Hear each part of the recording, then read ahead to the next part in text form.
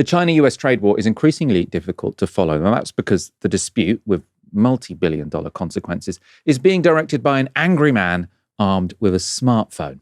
And on Tuesday night, he tweeted this. This is Donald Trump on Truth Social.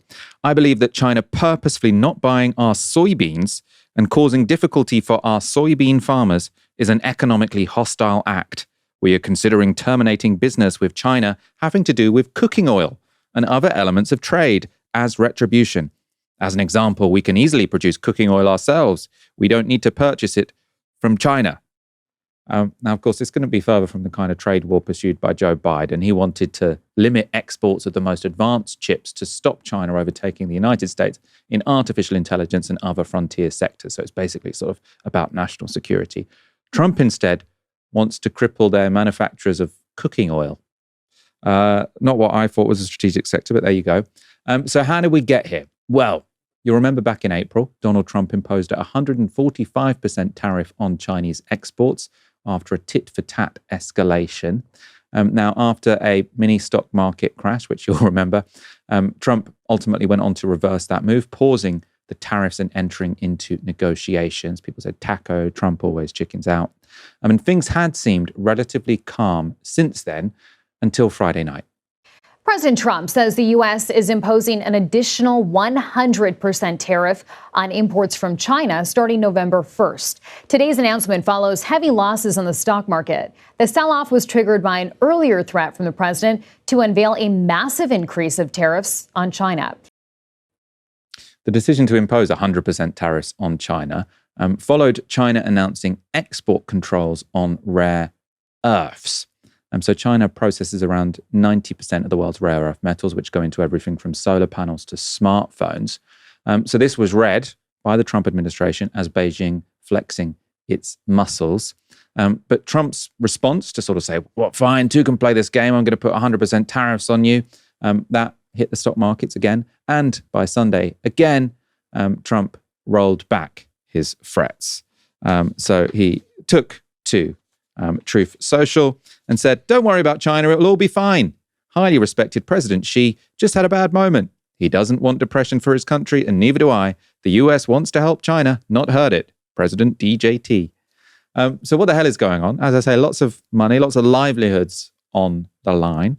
Well, earlier today, I spoke to Kyle Chan. He's a postdoctoral researcher at Princeton, whose high-capacity Substack covers tech policy and US-China competition. So I think what happened is China was setting up an export control system for rare earths that I think was mainly about building up leverage and having this capability in the run-up to a Xi-Trump meeting and a larger deal between the US and China.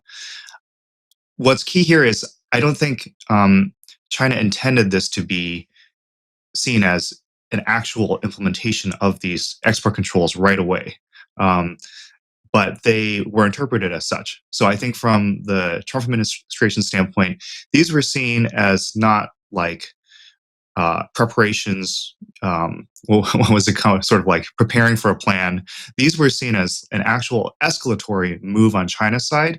And so that's why I think Trump and then later,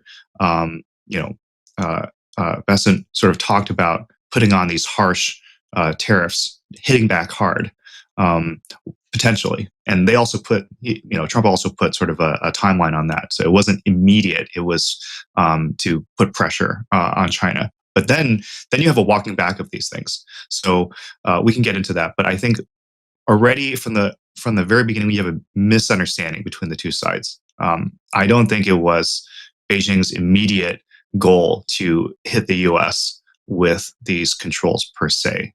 I think they're preparing the groundwork for that kind of leverage. Can you explain why rare earths matter? I mean, I think some of our audience will have heard of them as sort of these valuable metals which might be used in smartphones or AirPods or the like. But sort of, what are they, and why does this provide China with leverage? China has a lot of control over the production of rare earths. So, as I say, rare earths are not so rare, but they're very hard to process and separate and purify and get into a form that's usable. and a lot of that processing capability, especially for heavy rare earths, is really controlled by China. And rare earths, they go into a whole range of products, materials that sort of underpin a lot of our modern technology. You mentioned smartphones, earbuds, anything with that relies on sort of a small but very strong magnet to, say, do acoustics or to operate controls in a car. So the auto industry is heavily reliant on rare earths, as is the defense industrial base in many countries like the U.S. And in particular, they're reliant on rare earths from China. So cutting these off or restricting their exports would have wide-ranging effects on a huge number of industries.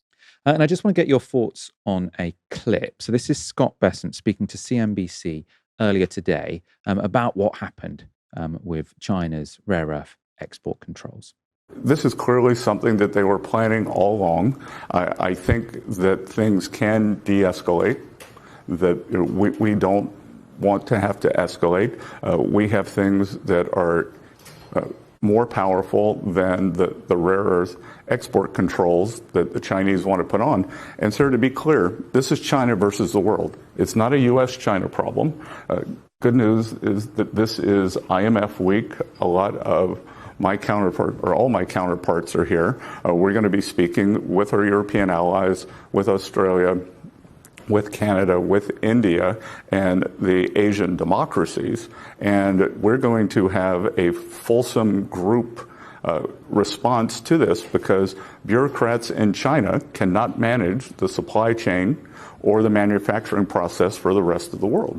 To begin with, the idea that this is China against the world. So he was repeating a similar thing in the Financial Times yesterday as well, I think, sort of saying this is China threatening the whole world to bring it all down by putting these export controls on rare earths. I mean, is there any element of truth to what he's saying?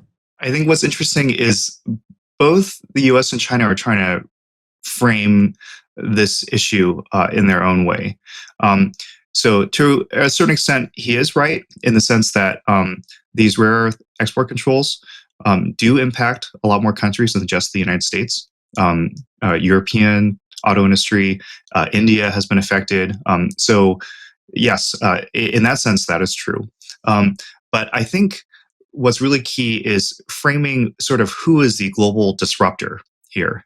And it's sort of funny that you have Treasury Secretary Scott Bessent trying to paint China as the one that is overturning sort of like this tenuous truce and holding sort of the rest of the world hostage, as it were, or at least the global manufacturing hostage. And from the Chinese side, I think they are trying to frame this as a defensive measure in response to the US's erratic behavior and disruption of the global trade system and the US-China relationship. So already here you have sort of dueling narratives about, who's really the bad guy and who's actually in support of preserving, global order and stability. I mean, another thing that was interesting in that is Scott Bessent sort of saying, and I suppose you would say this if you're the US Treasury Secretary, but he was essentially saying, we've got bigger guns than them, essentially. We've got more leverage. We can do more damage to them than they can do by limiting exports of rare earths. And what's the truth there? So as far as I understand it, sort of the US's big leverage is when it comes to AI chips. So the United States, via NVIDIA, does control the most advanced chips, which China does want. China seems to think, unless I'm mistaken, that its sort of biggest leverage is with rare earths. Is this now just a sort of a game of poker where we work out which is more important to the global economy, chips or rare earths? Yeah, so on the rhetorical level, both sides are trying to frame themselves as having the upper hand. Trump likes to talk about having all the cards, and how I think it was actually Scott Bessent earlier at the beginning of sort of Liberation Day escalations when he said that China has like a pair of twos and the US has a much stronger hand. So both are trying to portray themselves as having escalation dominance, and especially in the US case, the US is trying to portray China as being in a very vulnerable state, where the Chinese economy is suffering from a prolonged, real estate slump, and really can't handle, say, very high tariffs that would impact the economy, maybe even threaten political stability in China. This is sort of the rhetoric coming out of the U.S. side. Um, and the reality is that overall, this is sort of like a little bit of a mutually assured destruction scenario, where the two economies are so intertwined and so embedded in the global economy. They both are reliant on each other's supply chains, each other's safety, that it really is sort of like like what's the opposite of a positive sum, like a negative sum scenario. It can get worse for everyone. Specifically, though, I think what is interesting is both sides are prepared differently for these sort of actions from the other party, and the impacts are different. So China has been preparing for a long time for building up its semiconductor supply chain, trying to build up its own AI chip production capabilities, and trying to basically make itself less reliant on US technology. And to a certain extent, they are making progress. The US, on the other hand, knowing the risks of these rare earth export controls, going all the way back to when China used something similar with Japan in 2010, the US hasn't really stepped up and tried to build its own kind of resilience. And rare earths impacts not just sort of the AI chips of tomorrow, but the manufacturing, the automotive industry, and the defense industrial base of today. So there is a different kind of urgency, I think, with the Chinese actions against the U.S. And I suppose that's, so as far as I understand it, no one really wants to make rare earths because they're very environmentally damaging, so it takes up a lot of space. And so, Biden, I suppose, with the CHIPS Act, he wanted to reshore sort of high value factories, for example. But I don't think he thought, let's reshore the production of rare earths because, as you said earlier, they're not actually rare. The reason not many people produce them is because it's very energy intensive, creates lots of pollution and the like, and only China is really willing to do that. So I suppose in the short term, mutually assured destruction. In the longer term, is it the case that more countries will begin to produce rare earths, even though it's not a particularly sort of attractive industry to get involved in? Yeah, I think a lot of countries are going to face hard choices. Many countries, like the United States, they don't want the kind of environmental degradation that comes with rare earths mining and processing. Also, there needs to be an investment on the other side, on the sort of human capital, the technology, to do this kind of processing. It's not sort of just purely about the environmental costs, but altogether, it would take quite a bit of effort, not just from the United States, but from multiple countries, all facing kind of similar risks. You think about how Japan tried to work with Australia when they faced a similar situation before. So you can imagine a broader coalition potentially of countries.